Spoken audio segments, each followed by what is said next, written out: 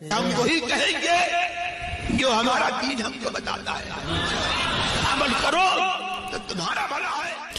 یا ایھا الذین آمنوا انفقوا من طیبات ما کسبتم ومما اخرجنا لکم من الارض ولا تیمموا الخبیث منه تنفقون ولستم بآخذیہ الا ان تغمضوا فیہ واعلموا ان اللہ غنی حمید۔ اے ایمان والوں، اللہ کی راہ میں اپنی پسندیدہ چیزوں میں سے خرچ کرو اور ان چیزوں میں سے جو ہم نے تمہارے لیے زمین سے پیدا کی، اور ناقص چیزوں کے دینے کا ارادہ نہ کرو کہ تم اس سے خرچ کرتے ہو حالانکہ تم خود اسے لینے والے نہیں، مگر یہ کہ تم اس میں چشم پوشی کرو اور جان لو کہ اللہ بے نیاز اور بہت حمد والا ہے۔ الشیطان یعدکم الفقر ویأمرکم بالفحشاء واللہ یعدکم مغفرۃ منہ وفضلا واللہ واسع علیم۔ شیطان تمہیں تنگ دستی سے ڈراتا ہے اور تمہیں بے حیائی کا حکم دیتا ہے، اور اللہ تم سے وعدہ فرماتا ہے اپنی بخشش اور فضل کا، اور اللہ بڑی وسعت والا خوب جاننے والا ہے۔ اس آیت کریمہ میں ان دونوں آیات میں اللہ تبارک و تعالیٰ نے یہ ارشاد فرمایا کہ اپنی کمائی میں سے اور جو ہم نے زمین سے تمہارے لیے پیدا کیا ہے اس میں سے پاکیزہ اور اچھی چیزوں کو خرچ کرو، یعنی ایسا مال اللہ کے لیے نہ دو کہ جس کو تم خود اپنے لیے پسند نہیں کرتے ہو، اور فرمایا کہ تم شیطان ملعون کے بہکاوے میں مت آنا، وہ تمہارے دلوں کے اندر وسوسہ پیدا کرتا ہے اور تمہیں ڈراتا ہے کہ اگر اللہ کی راہ میں تم خرچ کرو گے تو تمہارا مال کم ہو جائے گا، اس کی بات کی طرف توجہ مت کرو، اس لیے کہ شیطان کی باتوں پر عمل کرنے سے غریبی آتی ہے اور اللہ کی راہ میں دینے سے غریبی نہیں آتی بلکہ اور زیادہ مال میں اضافہ ہوتا ہے۔ تو یہاں پہ جو یہ فرمایا گیا اس کا مطلب یہ ہوا کہ اللہ کی راہ میں تم جو خرچ کرتے ہو اور جس نیت سے دیتے ہو اللہ پہ وہ نیت پوشیدہ نہیں ہے۔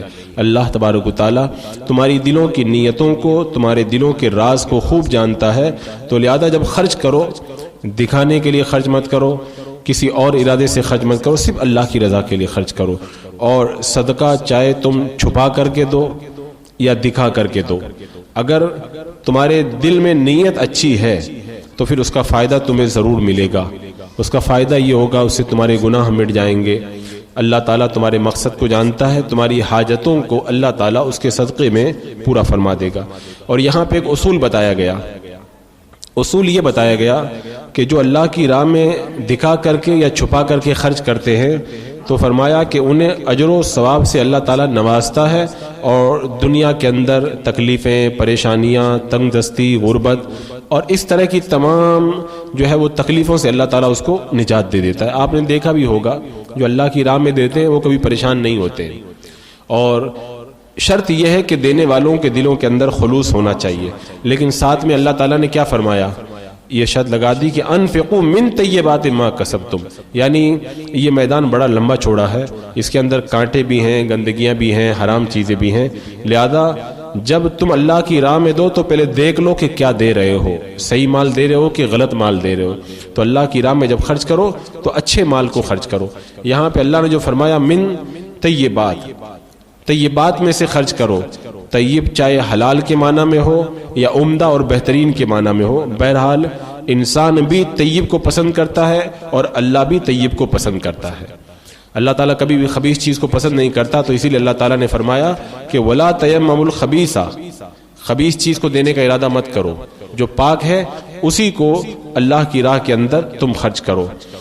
خبیث چیز چاہے کتنی بھی ہو اور چاہے کتنی بھی آسانی سے مل جائے، وہ پاکیزہ چیز کے برابر کبھی ہو ہی نہیں سکتی ہے۔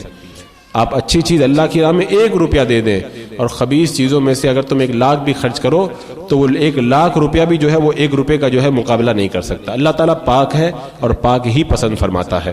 اور یہاں پر آپ نے دیکھا اللہ تبارک و تعالیٰ نے فرمایا طیبات میں سے دو، طیب، یہاں پہ آپ دیکھیں طیب کا معنی ہوتا ہے اچھا، اور قرآن پاک آپ پڑھیں تو آپ کو جگہ جگہ طیب کا ذکر ملے گا. مثال کے طور پر اللہ تعالیٰ نے فرمایا کہ مٹی سے تیمم کرو، تو فرمایا سعید طیب یعنی پاک مٹی، طیب مٹی سے وضو یہ تیمم کرو. اور اللہ تعالیٰ نے جب اہل ایمان کو اعمال صالحہ کی برکت سے اچھی زندگی دینے کا وعدہ کیا تو فرمایا حیاتن طیبہ، اللہ تمہیں طیب زندگی دے گا، اچھی زندگی دے گا. اسی طرح مومنین اور مومنات سے اللہ نے جنت کا وعدہ کیا تو فرمایا مساکن طیبہ، اللہ تعالیٰ بہت اچھے مکانات تمہیں جنت کے اندر عطا فرمائے گا. تو جگہ جگہ اللہ تعالیٰ نے طیب کا اور اچھوں کا ذکر کیا ہے، اور اللہ تعالیٰ طیب ہی کو پسند فرماتا ہے. اور اللہ تعالیٰ نے جو یہاں پہ فرمایا کہ بیکار، ناپسندیدہ اور گھٹیا چیزیں اللہ کی راہ میں مت دو، کیونکہ تم جب کسی کو تحفہ دیتے ہو تو تمہاری عقل اس بات کو گوارا نہیں کرتی کہ کسی کو تم خراب چیز دو، کیونکہ تم جانتے ہو وہ ناراض ہوگا. تو اللہ تعالیٰ کی شان تو بڑی بے نیاز ہے، وہ غنی حمید ہے، بے نیاز ہے، وہ تمہارے کسی بھی چیز کا محتاج نہیں ہے. اس نے جو صدقہ کرنے کا حکم دیا تمہارے فائدے کے لیے دیا، لہذا جب اس کی راہ میں بھی دو تو اچھا ہی دو. تب انسان کو اچھا تم دیتے ہو، خراب دینا پسند نہیں کرتے ہو، تو اللہ کی راہ میں جب دو تو اچھا ہی دینا چاہیے. حضرت ابو ہریرہ رضی اللہ تعالیٰ عنہ سے روایت ہے کہ اللہ کے رسول علیہ السلام نے ارشاد فرمایا جو کسی عمدہ چیز کا صدقہ کرے کہ اللہ اچھی چیز کے علاوہ کچھ بھی قبول نہیں فرماتا ہے. تو جب بندہ صدقہ کرتا ہے تو اللہ تعالیٰ اسے اپنے دستے قدرت میں لیتا ہے، چاہے وہ ایک کھجور ہی کیوں نہ ہو، اور وہ اللہ کے دستے قدرت میں وہ جو صدقہ ہے وہ بڑھتا رہتا ہے، یہاں تک کہ بڑھتے بڑھتے پہاڑ سے بھی بڑا ہو جاتا ہے.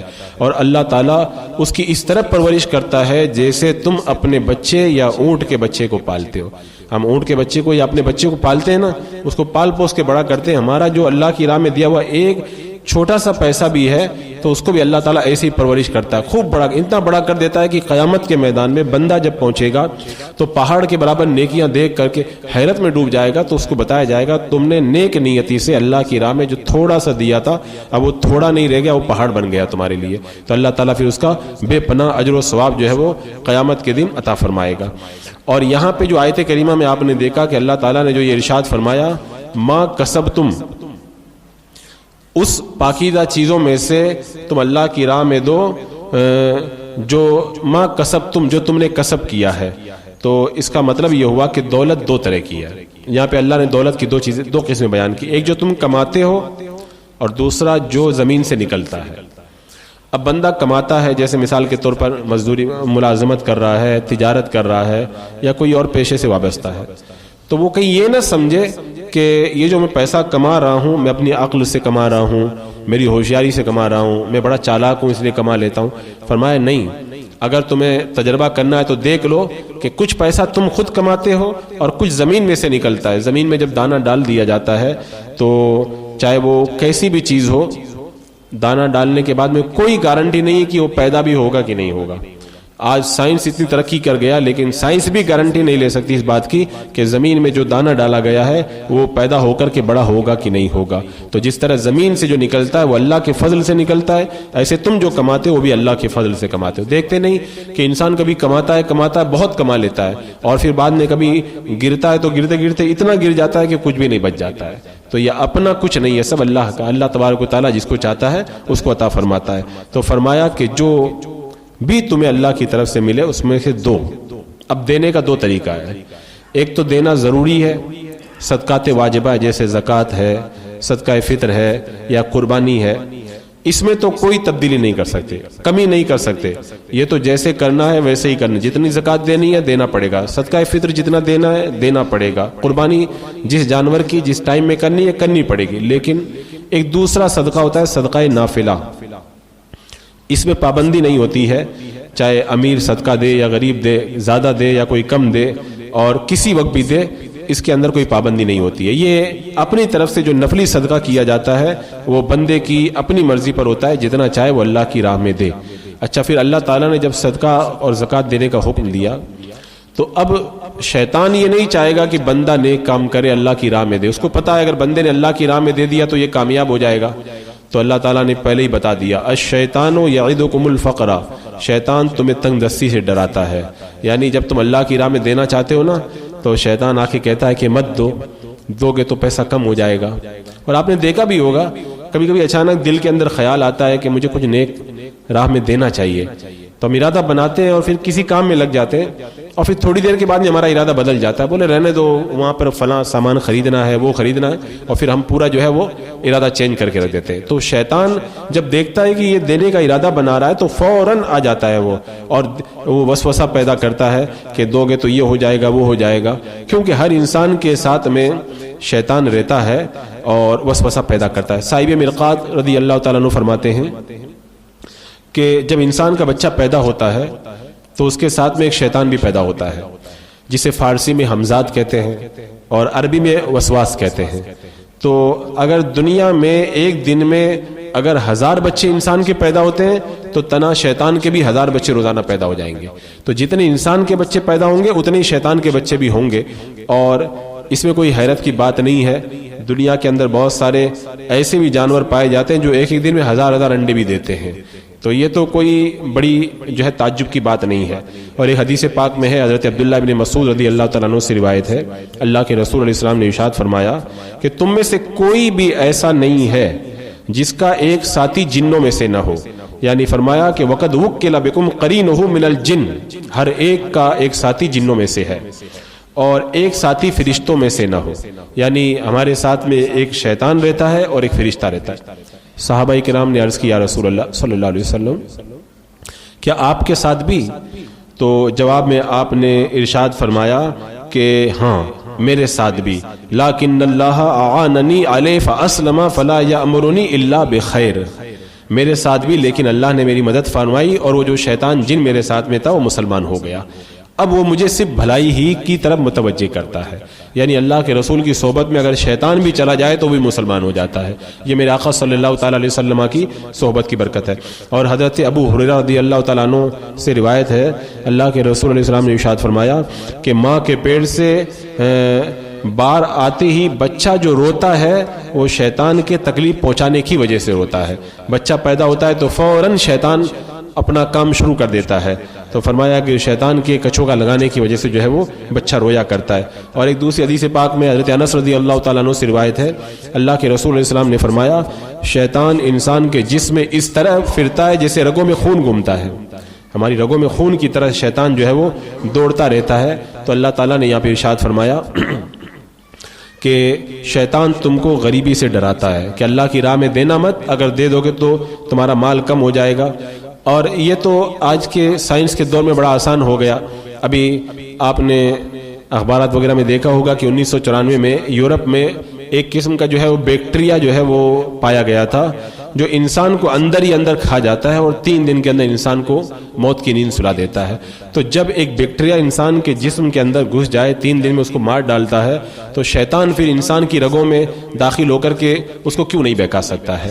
تو شیطان جو ہے وہ اس کام کو انجام دیتا ہے۔ تو اللہ تبارک و تعالیٰ نے ارشاد فرمایا کہ شیطان کے بہکاوے میں مت آنا، اور شیطان جب تم کو بہکائے تو اس وقت تم کیا کرنا؟ اللہ کا وعدہ یاد کرنا کہ اللہ تبارک و تعالیٰ نے جو وعدہ کیا وہ سچا ہے اور شیطان جھوٹا ہے، اور شیطان جو مجھ کو وسوسے میں مبتلا کر رہا ہے اس کی بات غلط ہے۔ جب اللہ نے فرما دیا تم میری راہ میں دو میں تم کو خوب دوں گا، تو دینے والا تو اللہ ہی ہے، شیطان کے روکنے سے کیا ہوگا؟ اور شیطان کا کیا کسی کے اوپر بس ہے؟ تو بندہ اگر اللہ کے اس وعدے کو یاد کرے، شیطان کے بہکاوے میں نہ آئے، دے دے، تو اس کے بعد میں دیکھیں اللہ تعالیٰ اس کو کتنا عطا فرماتا ہے۔ اور یہاں پر جو ایک بات یہ کہی گئی کہ تم اچھی چیز کو دو جس کو تم خود لینا پسند کرتے ہو، اگر تم کو دی جائے تو تم نہیں لیتے وہ مت دو۔ آج کل آپ دیکھیں بہت سارے لوگوں کو کہ اللہ کی راہ کے اندر جو ہے وہ گھٹیا دینے کی زیادہ کوشش کرتے ہیں۔ کپڑا پسند نہیں ہے، کیسے کسی غریب کو دے دو، اگر ایسے خوشی سے دے رہا تب تو ٹھیک ہے، لیکن اپنی ناپسندگی کی وجہ سے دینا یہ جو ہے وہ زیادہ اس کے لیے باعث اجر و ثواب نہیں بن پائے گا۔ اور تعجب کی بات تو یہ ہے، گھر کے اندر اگر روٹی رکھی ہوئی ہے اور باہر کوئی غریب بیٹھا ہوا اس کو ہم ابھی نہیں دیں گے، لیکن دوسرے دن صبح کے وقت میں روٹی جب باسی ہو گئی تو کہہ رہے باہر وہ فقیر بیٹا اس کو لے جا کر کے دے دو۔ یعنی اللہ کی راہ میں دینے کے لیے ہم دیکھتے ہیں کہ کون سا جو ہے وہ ہمارے کام میں نہیں آنے والا سامان بیکار ہے وہ اللہ کی راہ میں دیں۔ حالانکہ ہونا تو یہ چاہیے ہم جو چیز اپنے لیے پسند کرتے ہیں اللہ کی راہ میں بھی اتنا ہی عمدہ دیں، اس لیے اپنے اوپر خرچ کر دیں گے تو خرچ ہو کر کے رہ جائے گا۔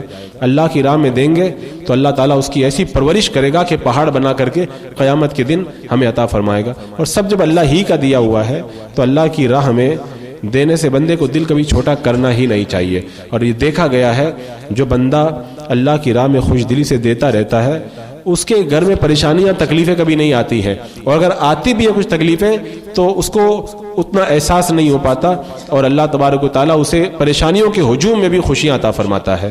اور اللہ تعالیٰ تو بڑا کریم ہے, اس کی بارگاہ میں کوئی کمی نہیں ہے. جب بندہ دیتا ہے تو اللہ تعالیٰ بھی اس کو بے حساب عطا فرماتا ہے. بسم اللہ الرحمن الرحیم. اللہم صلی علی سیدنا مولانا محمد وبارک وسلم. صلاۃ و سلام علیک یا رسول اللہ. یا اللہ یا رحمان یا رحیم العالمین. اپنے محبوب کریم صلی اللہ علیہ وسلم کے صدقے میں ایمان پہ استقامت عطا فرما, نیکیوں کی توفیق عطا فرما. اے اللہ تیری راہ کے اندر بڑھ چڑھ کر کے مولا خوب صدقہ و خیرات اور مولا نیکی کی راہ میں مولا خرچ کرنے کی توفیق عطا فرما. ایمان پہ زندگی ایمانی پر خاتمہ نصیب فرما.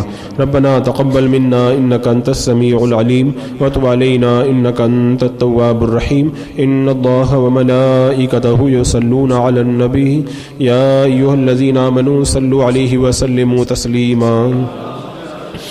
اللهم صل على سيدنا وشفينا وحبيبنا مولانا محمد وبارك وسلم.